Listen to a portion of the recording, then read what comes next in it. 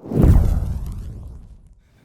Team Bodyfire, how you doing? I'm James Haskell. Now, very occasionally we get some very special guests in the YouTube studios or any studios, in fact, to do some interviews with. And today I am joined by the very attractive and better than me at rugby, a World Cup winner, Emily Scarratt.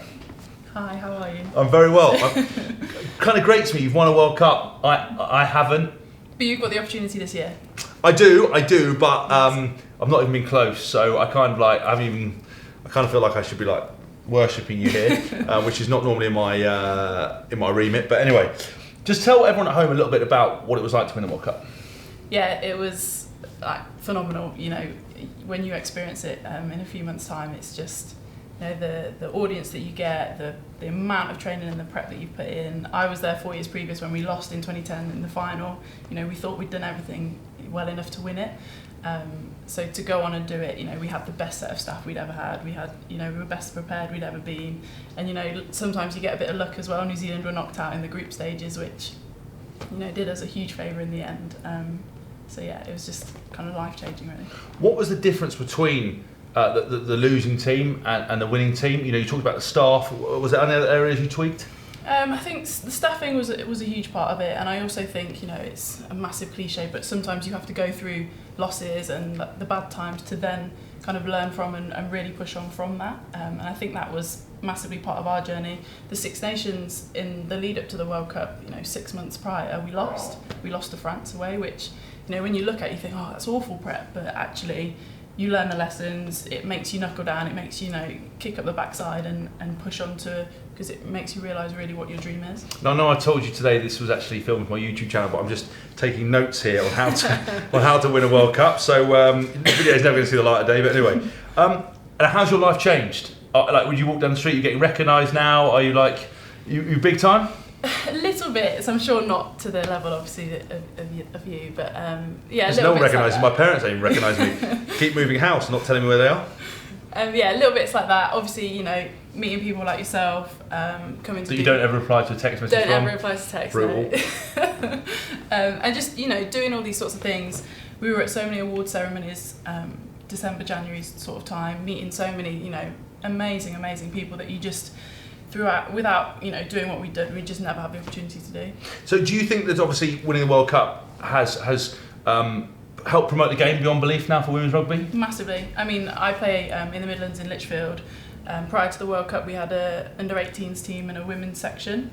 Now we've got 13s, 15s, 18s, two really strong senior sides, and actually girls that are now coming, you know, proactively and wanting to play the game, which is fantastic for us, and I know that's true for many other clubs as well, and yeah, it's great. Why did you get into playing rugby, of all things? Because it's something, in my experience, it's obviously a developing sport in the UK, but it's not the first choice for girls because that physical contact aspect. But how have you found it? Yeah, so I first started playing when I was 5, got an older brother, and I went along to his first training session with my dad just to kind of get out my mum's hair so she could make roast dinner on a Sunday. Sounds exactly like how I got into it. I was 5, my mum lied about my age, got me down to the rugby club, got my dad and I out of the house, you know? Yeah, exactly. And I was just stood watching, and one of the coaches asked if I wanted to join in. Did, and obviously loved it, and, you know, Dad says I kept then asking him if I could go back and play, and it, you know, went on from there. So if other girls out there want to get into sports, because one thing we recommend at Bodyfire is that we love training, love gym work, but I don't think there's any better type of fitness or camaraderie or fun than getting involved in a team sport. Is there a way that girls can start getting into rugby? Just join a local rugby club, or is there information anywhere? Yeah, definitely. I mean, get on the RFU website. You know, there's all the lists of rugby clubs out there. And yeah, just get down to your local rugby club. They might not, so many people I've spoken to, they might not have had a section, a women's section or a girls section, but actually they've started one because there is interest. It just needs to be pulled together and kind of proactively pushed. So definitely, yeah. And even just a step away from the contact stuff, touch is a great way for people to get fit. You can do mixed touch as well, yeah, with guys and girls. I mean, set up a touch team. Something we wanted to do in the summer with Bodyfire was get a touch team. I might, you know, if you set up a team, I'll see if I can trial to get into it.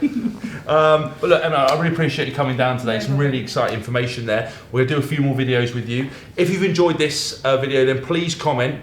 You're on Twitter? Yes. What's your Twitter? At Emily Scarratt. At Emily Scarratt. Please tweet her. She'll promise she'll tweet back. Well, she might do. She's not very good at that kind of thing. Too bad to you guys. She's too bad to you, not to me. Comment below. Any questions about women's rugby or anything else like that, send it to us. We'll try and answer them. Please subscribe. Please rate the video because we do. Share this video and we'll be back soon.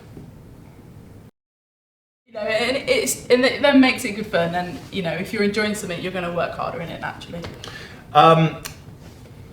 Nutrition wise, Yeah. again.